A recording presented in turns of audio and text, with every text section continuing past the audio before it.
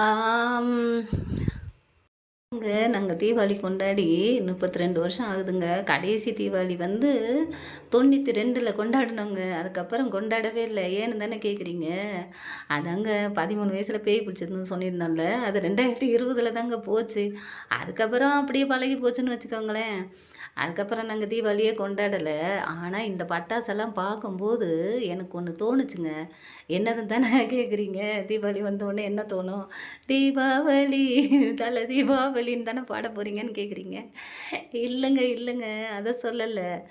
எனக்கு என்ன பாட்டு வந்ததுன்னு சொல்லவா? ஏன்னா நாங்கள் முதல்ல இருக்கும்போது தீபாவளி கொண்டாடலேன்னு வருத்தமாக இருந்தது. இப்போ கத்தருக்குள்ளே போன உடனே எங்களுக்கு எல்லா நாளும் தீபாவளி தாங்க. தினம் தினமும் தீபாவளி தான். அதனால் இந்த தீபாவளியை நாங்கள் பெருசாக எடுத்துக்கலையா, அதில் இன்ட்ரெஸ்ட்டும் கிடையாதுன்னு வச்சுக்கோங்களேன். ஓ, கிறிஸ்டினானோடனே விட்டுட்டிங்களா? இல்லைங்க இல்லைங்க, நாங்கள் 32 வருஷமாகவே விட்டுட்டோம்.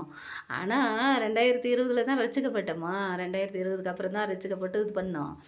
அப்போ எங்களுக்கு என்ன தோணுச்சுன்னா, தினம் தினம் தீபாவளி தானே, எதுக்கு தேவையில்லாமல் அந்த தீபாவளியை கொண்டாடிக்கிட்டு அப்படின்னு சொல்லிட்டு, இருந்தாலும் அந்த பட்டாசை பார்த்த உடனே எனக்கு ஒரு பாட்டு வந்தது. கேட்குறீங்களா? என்ன பாட்டுன்னு?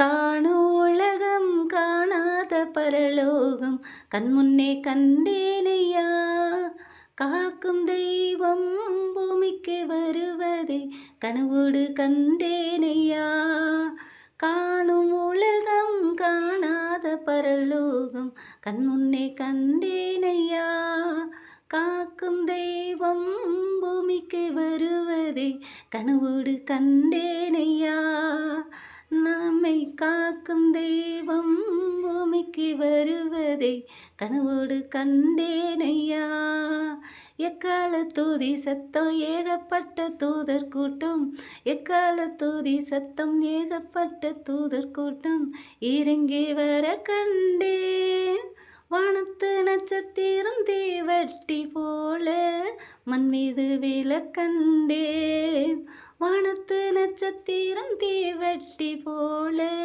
மண் மீது விழக்கண்டேன் அப்படின்னு இருந்ததுங்க. பயந்துடாதீங்க, எனக்கு தோணுச்சு அதை சொன்னேன். ஹாப்பி தீபாவளி உங்களுக்கெல்லாம். நாங்கள் தீபாவளியை விட்டுட்டோம். ஏன்னா எல்லாருக்கும் கஷ்டம் தானே. இல்லை, சந்தோஷந்தான், இருந்தாலும் எங்களுக்கு அது ரொம்ப இதுவாக இருந்ததா. இப்போ நினச்சி பார்த்தா கூட அது ரொம்ப அந்த 2092லேயே போயிடுச்சுங்க எல்லாமே. அதுக்கப்புறம் 2025 வயசு வந்துருச்சு. இதுக்கப்புறம் என்னத்துக்கு அதை பற்றி நினச்சிக்கிட்டு இல்லையா? நாங்கள் இப்போ சந்தோஷமாக இருக்கோங்க. தினம் தினம் தீபாவளி தான். உங்களுக்கும் தீபாவளி வாழ்த்து.